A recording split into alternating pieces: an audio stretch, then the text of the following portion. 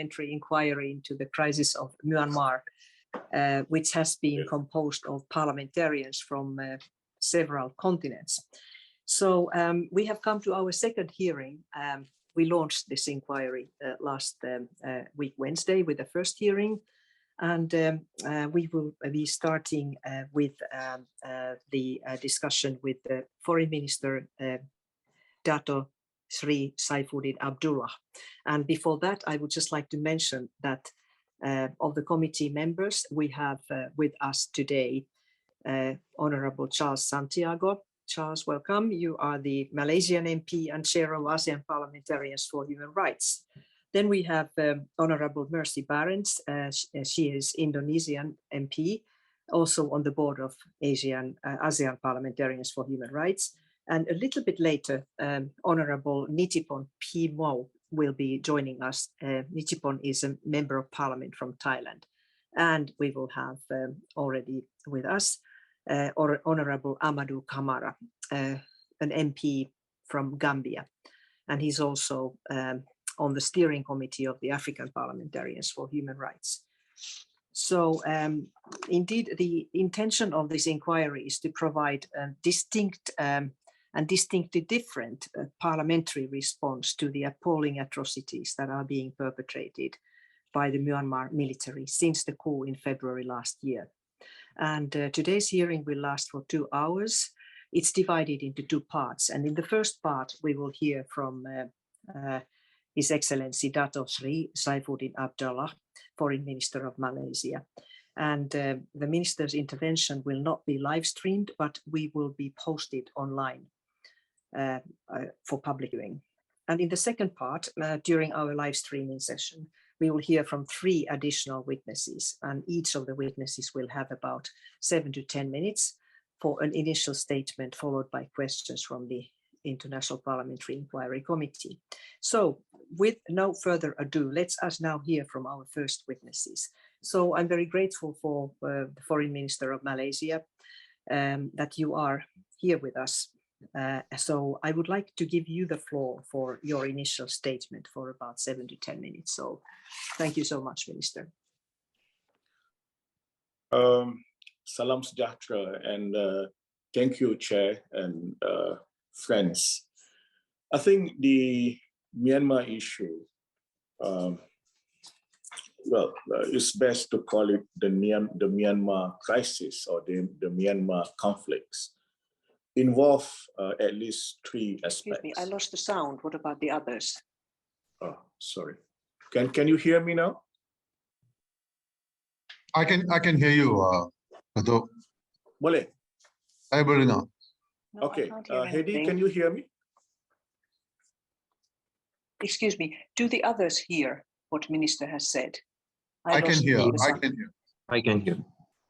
Oh, okay.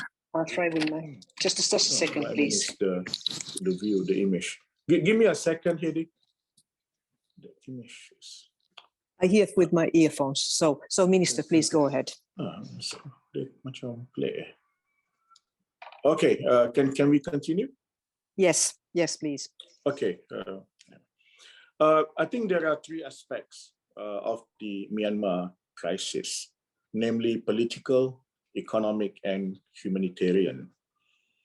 On the political aspect, it is evident that the junta does not possess the mandate to rule the country, and they are doing everything that is wrong for the people of Myanmar at the present moment.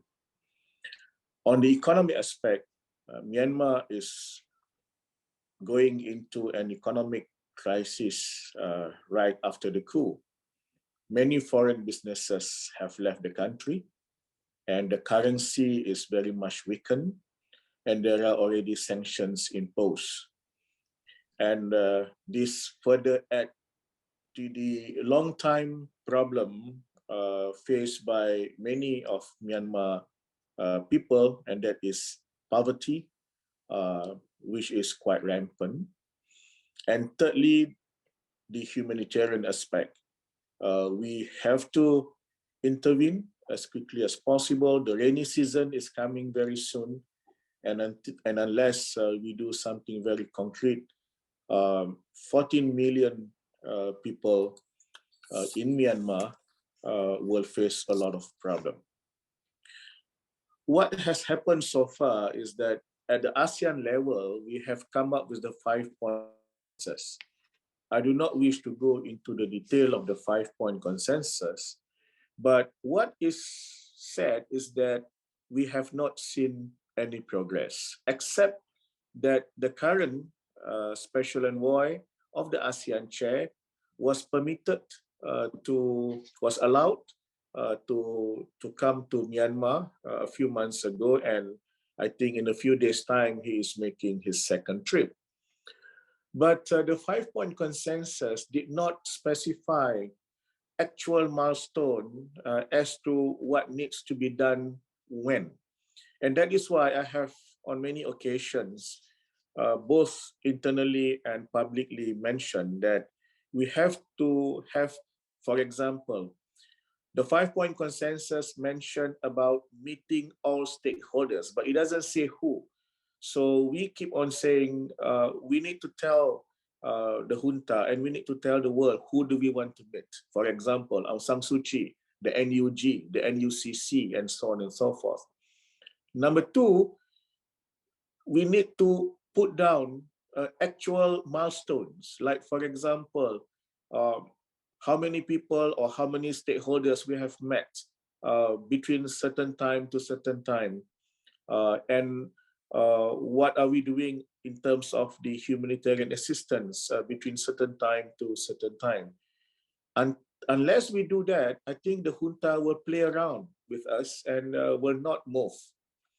Now, when it comes to the humanitarian assistance, and this is urgent, already there are 1.2 million of Rohingyas in Bangladesh. There are about 200,000 Myanmar refugees in Malaysia. And then there are issues of humanitarian assistance at the border of Thailand and also the border of India. And of course, within Myanmar, the internally displaced person. In May last year, the special envoy of the ASEAN chair organized a meeting and they formed a task force to administer humanitarian assistance. Unfortunately, the UN Secretary General's special envoy, Dr. Noeleen Heyzer, was not invited. And then even though AHA Center was there, OCHA was there, but what happened after that is worrying. And this is happening right now as we speak, that the first phase of the task force work is to make assessment as to who and where. The problem is the junta is doing it alone.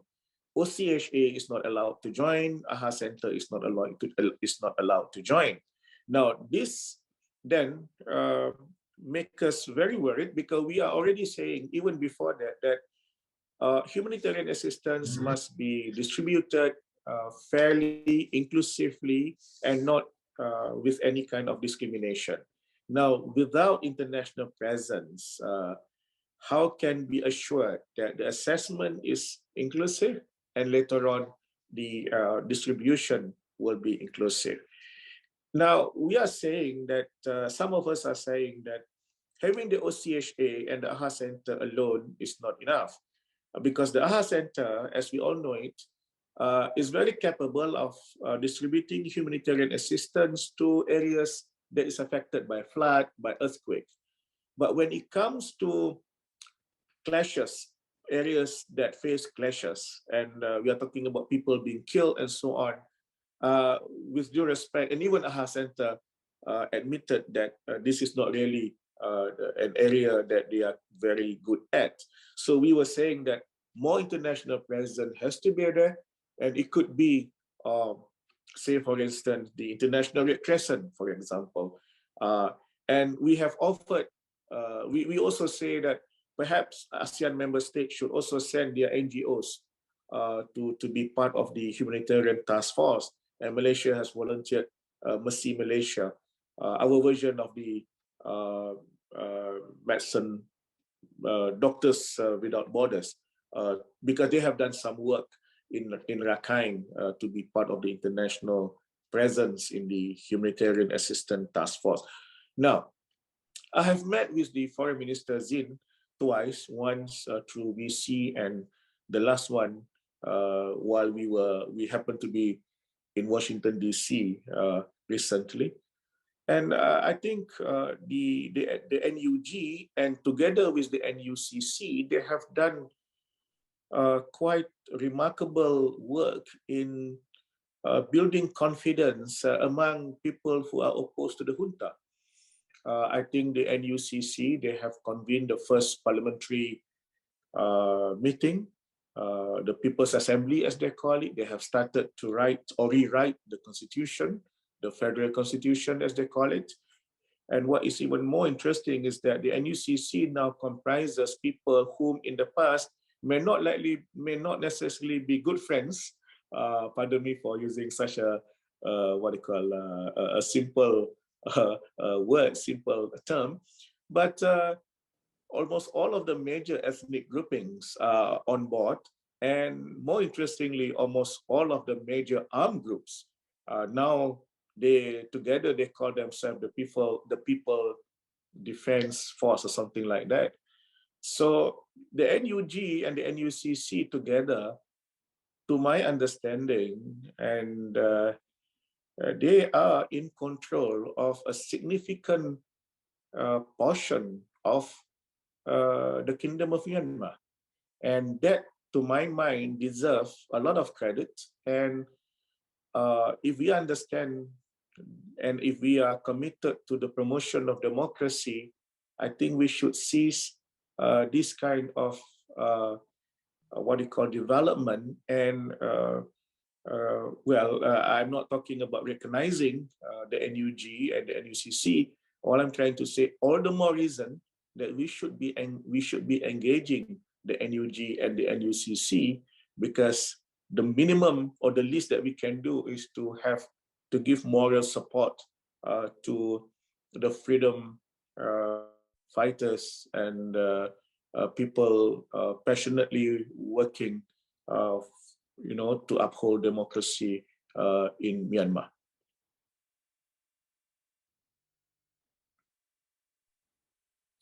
Thank you, Minister, for your statement.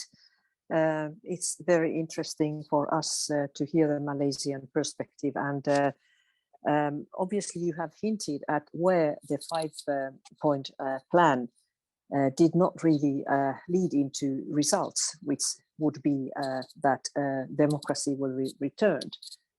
So you have talked about timelines, milestones, being sure that there is good stock taking of which international presence has been allowed. So the question is that how do you think that the 5-point consensus actually now in practice could be enhanced so that it would lead to progress, which we have not really seen? Then secondly, I would like to ask you, what has been the biggest impediment within ASEAN to address the crisis in Myanmar, which is also to be considered as a failure of addressing the humanitarian crisis? So could you be a bit more specific about how this could be now improved and what are the biggest impediments? So perhaps I ask you to give some answers to this, and then I move to my colleagues with their questions. So, Your Excellency.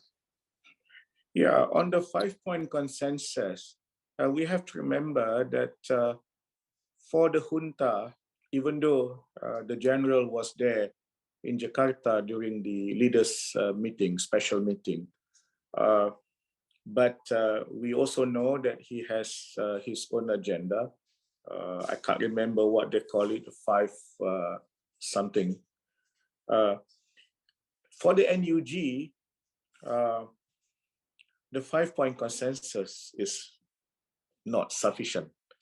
I can't speak on behalf of Zin, the foreign minister, but I know for a fact that for the NUG, the 5-point consensus, I think Foreign Minister Zin was very diplomatic when she told me it's not sufficient. I think we all know the actual stand of the NUG and the NUCC. So we have to respect that. So that is how I think ASEAN have to move with the 5-point consensus. That even if we manage to do it, it is not sufficient, because the main target, I think the main aim is democracy and not about the 5-point consensus. So the 5-point consensus is really one phase of the whole journey towards normalcy, and normalcy has different meaning to different people.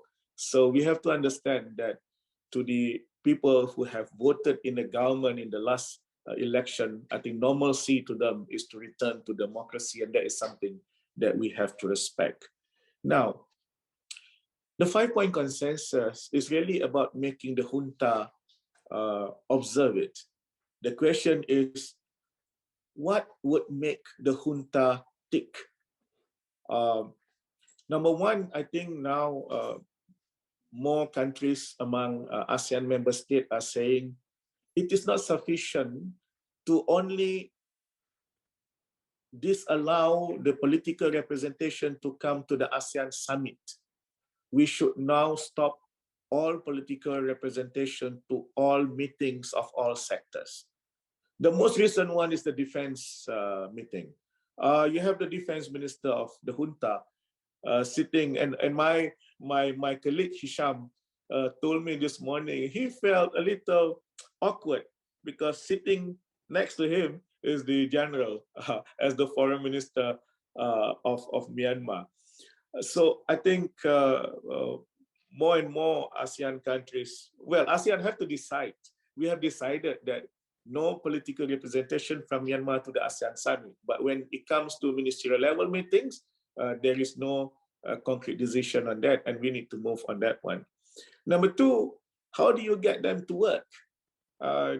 They probably don't listen to, well, some of us. They probably listen to others. Now, who are the others that they will listen? And hence we have to look at that. Now, to your second point, I have raised in the informal meetings among ASEAN foreign ministers while we were in Delhi recently that we have to put November as a target line, a real target line for ASEAN.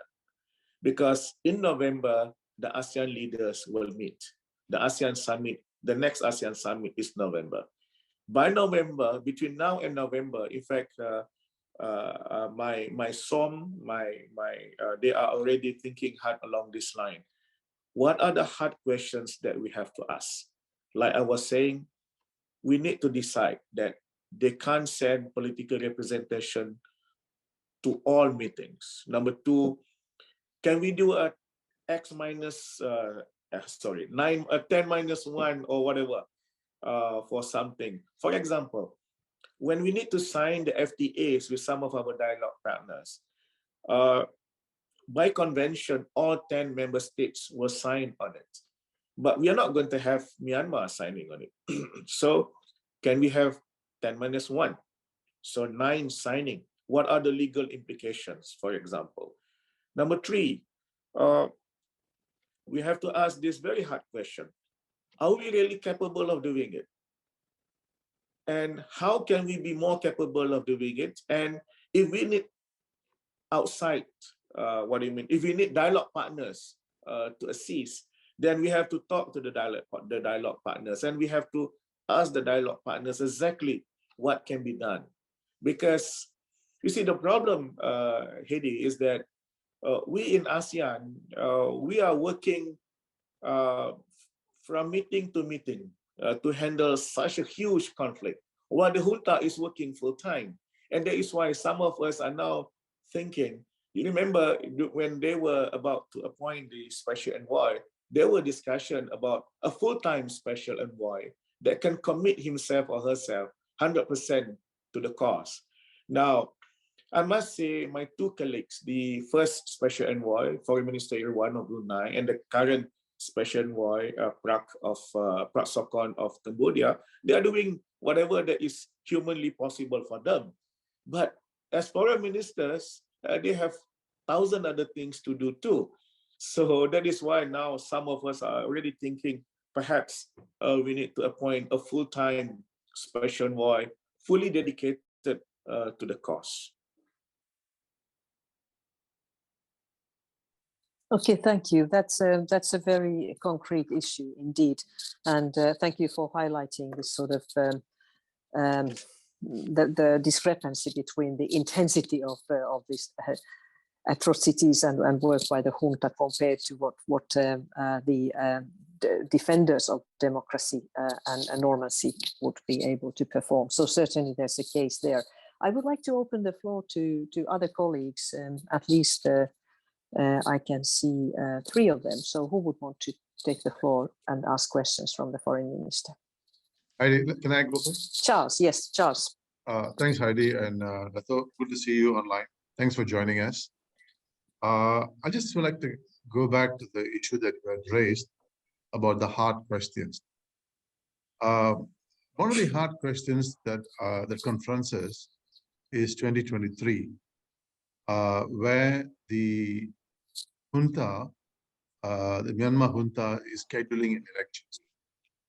And the whole purpose of that elections is to legitimate the junta's position. We have another 4 months till November before Indonesia takes over. Quite clear in the last 2 years that the 5-point plan and the lack of consensus in ASEAN itself has emboldened and allowed the junta to move forward in a way they feel best that serves their interest. As I said, 5-point plan hasn't worked in my view successfully. And number 2, ASEAN's consensus decision-making process, internal division within ASEAN itself has further emboldened them. So my question is, because in their timeline, in the military timeline, they would like to have an elections next year. And if they go forward with an elections, what then happens to Myanmar within the context of ASEAN? What happens then with the 5-point plan? My question is, should we abandon a 5-point plan at this time and look for a new way of approaching the problem, given that in the last 1.5 years, nothing significant has been realized within the 5-point plan, and I don't think there is 1% or 1 iota of concession coming from the junta itself. Thanks, Dato. Thank you very much, Charles, for these questions, and let's hand over to the Minister. So please, Your Excellency. Thank you, Charles. Number 1, this promise for an election by the junta, well, I don't believe it. I think we should call it a farce. But I mean, this was simply legitimize, give legitimacy to the junta. I think the international community should call it as it is. And I'm sure the NUG, well, I don't know, but I'm quite confident that the NUG and the NUCC will boycott the election.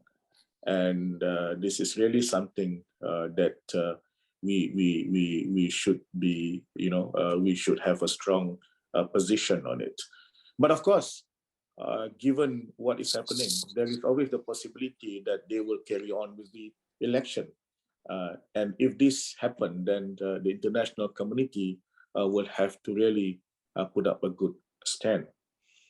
I think the other, well, Charles, you strike on something that is very, very relevant. Well, for lack of better way of expressing it, I think we need a 5-point consensus plus or whatever. Yeah, I'm not saying if it is 5-point consensus plus, therefore the 5-point consensus stays. You may want to say it is an alternative plan rather than a 5-point consensus plus. These are the things that ASEAN leaders must really decide. Foreign ministers can do certain things, but we need to go back to the leaders. We mentioned that some of us mentioned in Delhi that perhaps we can't even wait for November. We have to come up with something very quickly. I'm afraid I don't have the formula right now, but we really have to come out with something very quickly, and then each and every one of us go to our leaders and get their consent on what needs to be done. But minimum is by November, we really have to get something going. Thank you, Minister. Even in the EU, I noticed that every time there is an ASEAN summit coming, there's lots of hopes that that ASEAN would become a very meaningful actor in the crisis. So are there other questions from colleagues in the inquiry committee? Yeah, Heidi. Yes, yes, Mercy please. from Indonesia. Mercy. Thank you very much, Excellency, Prime Ministers of Malaysia, Bapak Saifuddin Abdullah. Thank you for your sharing and your explanation in detail related with the situation in Myanmar. About the situation in Myanmar, do you think it a potential to get the better situation to implement the steps based on your explanation? Because we know that Asian membership implement the non-interference principle in the Asian Charter. What do you think about the situation? The second, if the situations are getting worse, what the better steps that Asian countries will be do for the Myanmar junta? Thank you. Thank you, and over to the Minister. Thank you, Mercy. We have stressed over and over again that what is happening in Myanmar is no longer internal to Myanmar. Already 1.2 million refugees are now in Bangladesh. Hundreds of thousands, 200,000 are in Malaysia. And that is not a stagnant number because some are resettled in third countries and some are coming again. And we don't know what's going to happen next. I have mooted the idea of non-indifference rather than non-intervention, that we need to do something about Myanmar regardless what the junta is saying. Your last point about something that is more concrete is really something that my colleagues and I are trying to work out, because as Charles was saying earlier, if the 5-point consensus is not going to work, and he doesn't seem very optimistic at all. I'm not saying I'm optimistic about the 5-point consensus either, but yes, then what is it that we need to do? And this is something that we have to work out. Now, how do we work it out? And this is again why we need to engage the NUG and the NUCC. I said earlier that as far as I understand it, to them, the 5-point consensus, they say diplomatically to me and to others, I believe, is not sufficient. Now, what will make it sufficient, or what would be the alternative? I have a lot of confidence that the NUG and the NUCC are ever willing to come to the table and discuss matters, but I don't see the junta having the same, believing in the same process. So, and this is then the reason why I say by November, ASEAN really have to ask the hard question. Who do we talk to? How do we talk to people? What do we want to offer on the table? I don't have the solution now, and I can't jump the gun by saying that I know what needs to be done, but we really have to do that. And I thought your way of doing these interviews is also important because the people that you are calling, meeting, some of them are people who have direct access and people who are in the real know of how things are happening and what needs to be done. Thank you. I would assume that Nitipon Piwmow also has questions. Yes, indeed, your turn. Please take the floor.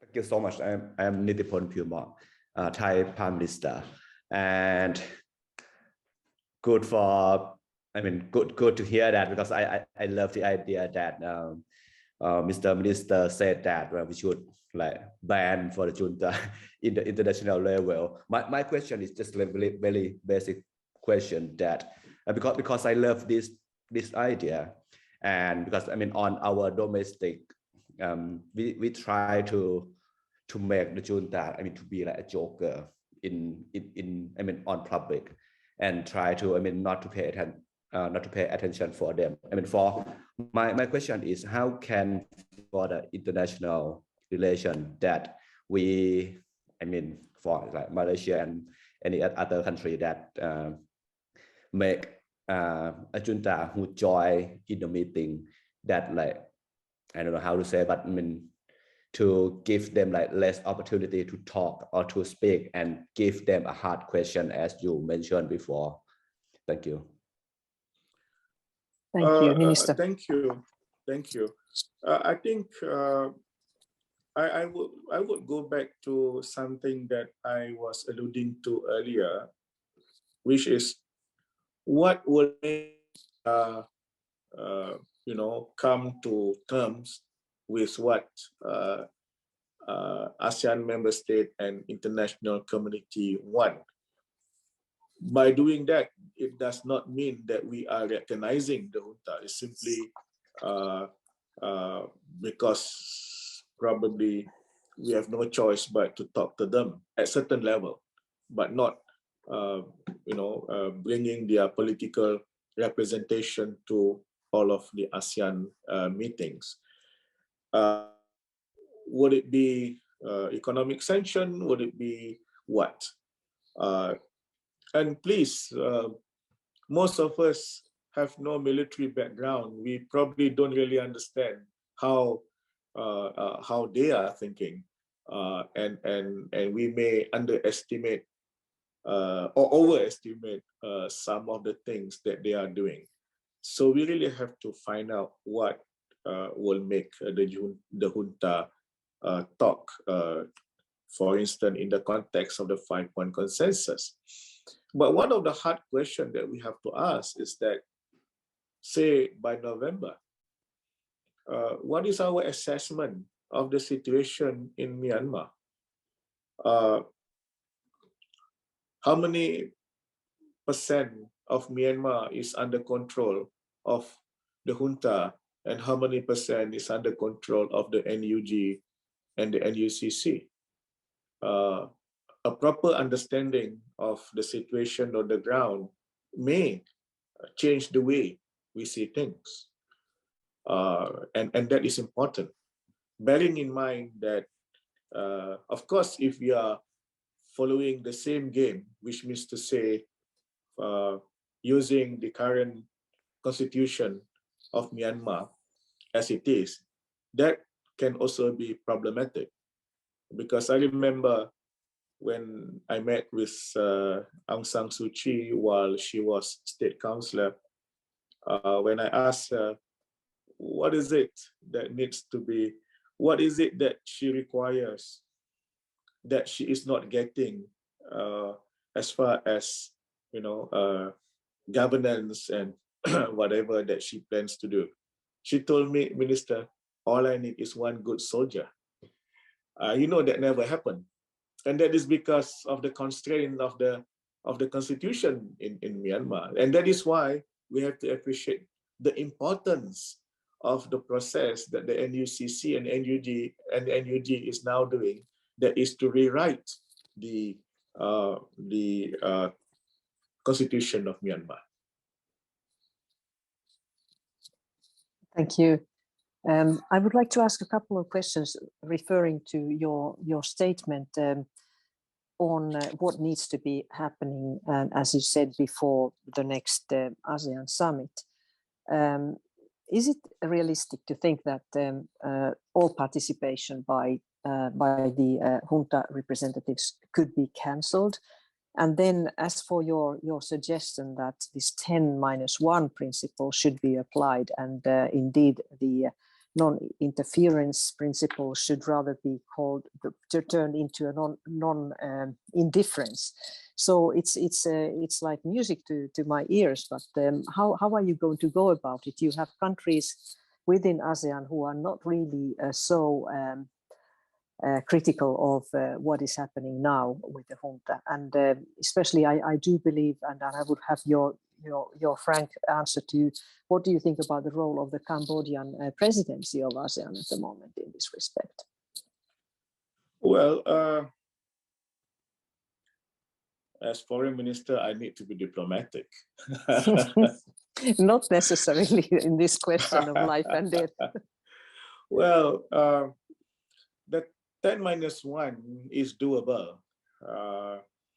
But I think the officials are looking at the legality of this thing. For example, because this involves agreement that we sign with our dialogue partners. For the junta, I believe if they are not allowed to attend all meetings of all sectors, it might hurt them quite a bit, because they want to feel that, and they want to tell people that they are being recognized. So not allowing their political representation at all meetings would be something that might hurt them. Okay, non-interference is a foreign policy concept that can be used as opposed to non-intervention. But again, on all the 3 points that you raised, it is about another consensus among ASEAN leaders. ASEAN leaders have to have a consensus on all of these 3 points, and maybe there are other issues that would be raised between now and November. I would like to believe that more and more ASEAN member states are now realizing that all the more reason we have to be having consensus on these issues, because I think everyone now realize that the 5-point consensus, as much as it was written with a lot of optimism, but after more than 1 year, nothing has moved. And I think everyone, I would like to believe that everyone now is looking at what is happening with and giving a lot of thoughts to it. Thank you. I would encourage my colleagues to ask more questions, but while waiting for more hands to be raised, Heidi, can I ask a question? Yes, please, Charles, your turn. Thanks, Heidi. So I have a question which goes back to the 3-prong issues that you sketched earlier in your presentation, and this involves humanitarian support. I think one of the biggest crises in the region is, or the outcome of the coup d'etat is the major humanitarian crisis, and this involved children as well as women. Just 2 weeks ago, Tom Andrews, the UN rapporteur on Myanmar, has said that it's a crime against humanity what's happening to the children and women in the border areas. And the border areas, as you know, Dato, is under the purview of the Thai government. And as far as I understand, there are 11 checkpoints, access points between the two borders, and only one is open. I mean, Thailand is part of ASEAN. They are older members of ASEAN. They are also part of the 5-point consensus decision-making process. But how come they are not participating in a progressive and a positive way in actually allowing for humanitarian aid from Thailand into Myanmar? I know the Chinese are doing their own, COVID vaccinations, but these are all independent. They're not being organized in any one way. But I think the big player here is actually Thailand. And I think if Thailand can actually show some leadership, maybe even some compassion, at least lives can be saved, children can be provided with food, and they don't have to be malnourished, and women's lives can be protected as well. So I think I'm going back again, you talk about a new consensus, 10 plus, 5 plus, but the members of ASEAN itself are not united. And worse still, they are the problem sometimes. Cambodia is certainly a problem, and also Thailand is certainly a problem. For example, how can you have, and there's a discussion going on about trying to limit Myanmar into ASEAN's programs. You have a defense minister who actually appears in ASEAN defense ministers meeting. How is this possible? And how realistic is ASEAN about the 5-point plan? Because members of the ASEAN, the leadership itself are not together in ensuring that the 5-point plan actually succeeds. So question I have is, one is on the humanitarian aid. Number 2 is on whether ASEAN itself, in looking at an alternative, in looking at 10 plus 1, 5 plus, is it really realistic? Is it really possible? Given that, Thailand has got a certain view on this, and Cambodia has got a different view on this, Singapore maybe as well. So I think it's complicated. And therefore, I just like to get your clarification or your insights into this. Thank you. Yes, thank Minister. you, Charles. You remember I spoke earlier about having ASEAN member states, NGOs involved in the humanitarian assistance. That is my way of saying that some of us probably have to do more than the others, and that includes Thailand. We need to encourage Thailand to do more. On the 5-point consensus, Charles, again, this is the hard question that ASEAN leaders have to really put their heads together. If you know that it is not going to work, then you really have to come up with something else. No point telling, oh, we have a 5-point consensus, and by November, which is not very far from here, and the 5-point consensus is not moving. I think it will be really, irony.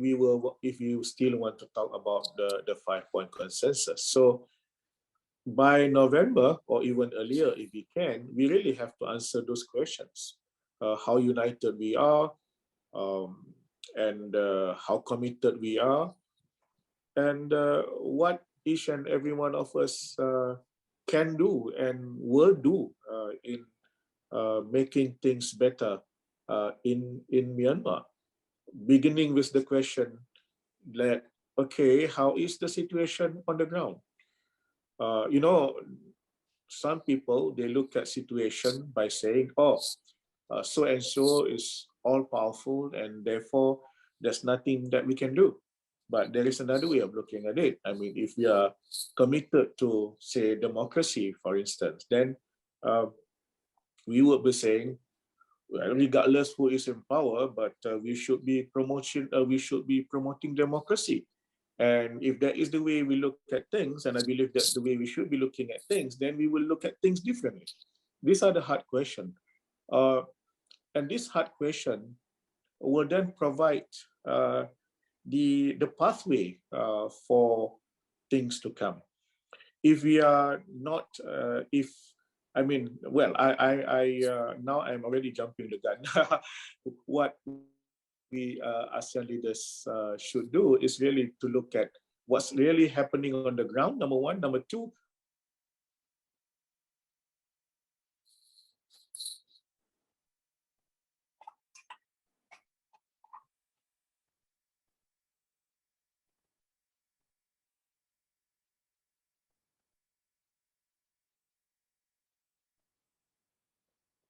I think we have a problem of the connection. Is that correct? So we have to wait until it's fixed. The minister's image is frozen. Right. Yeah, that's right. What can we do? Hi, this is Storm. Back with the minister's team now to try to sort this. Our system of minister system. Okay, Minister is back.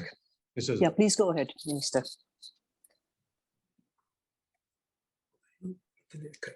Oh,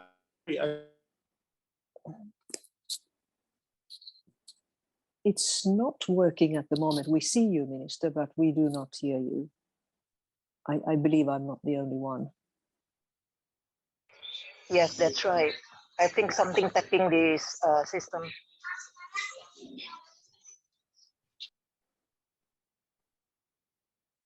Let's try to fix it. We have a few minutes time.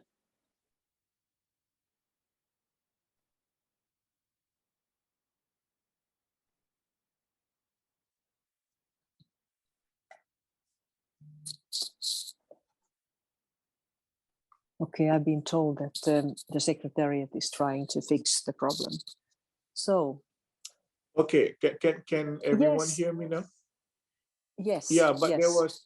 there was a moment that I don't hear anything. Right. Was there a question for me?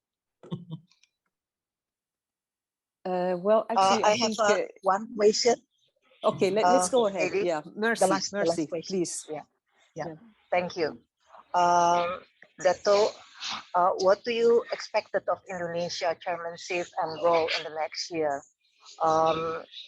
Is it possible to evaluate or redefine the non-interference in the Asian Charter and have a strong decisions of Myanmar membership or something like that?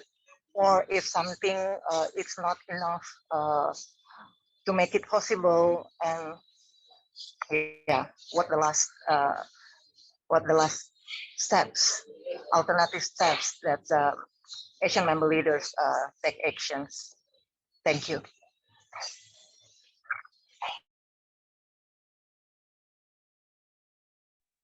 Minister, can we hear your reply?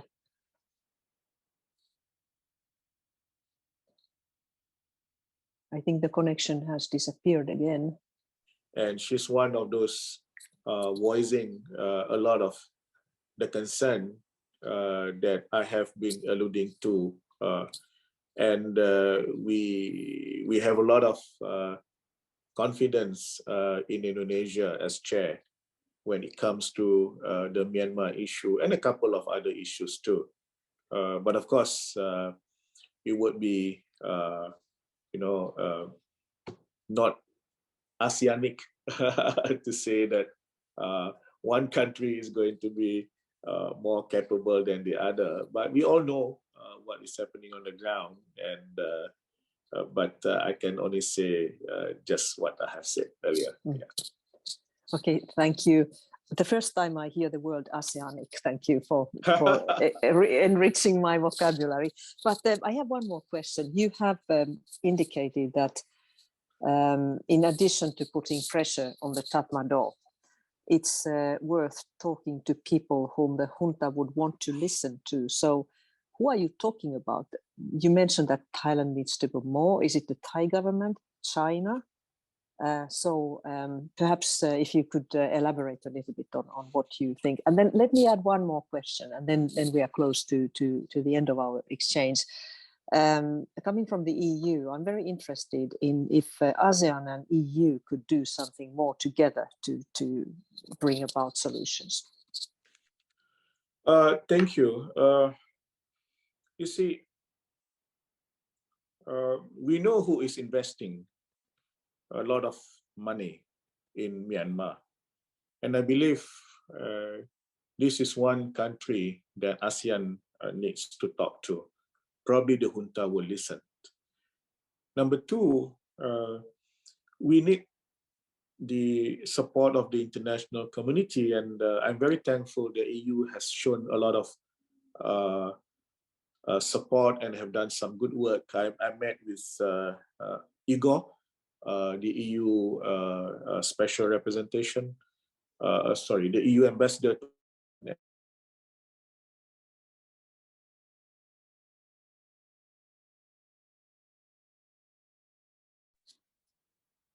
I think the minister's connection is again a bit lost. Hopefully it comes back.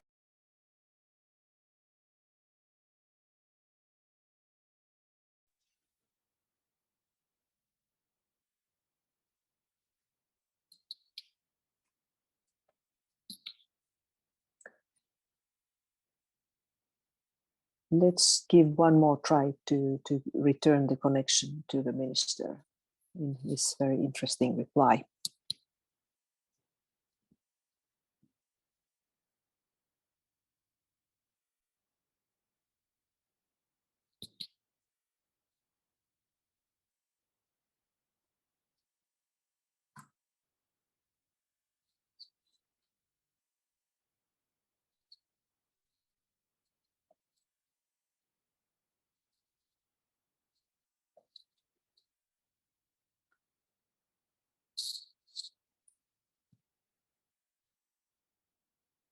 Should I conclude that we cannot return the connection, or should we wait? We have a few minutes if needed.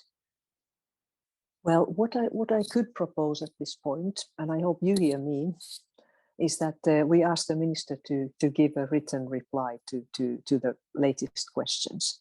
So I'm afraid we have to conclude. It's of course not very pleasant because it was much valued what the minister started to say, but with everyone's agreement and with the agreement of the minister's team, I think this was the conclusion of our hearing with him. And of course, it was extremely useful, and we will take due attention to what he has indicated in his statement and answers to us.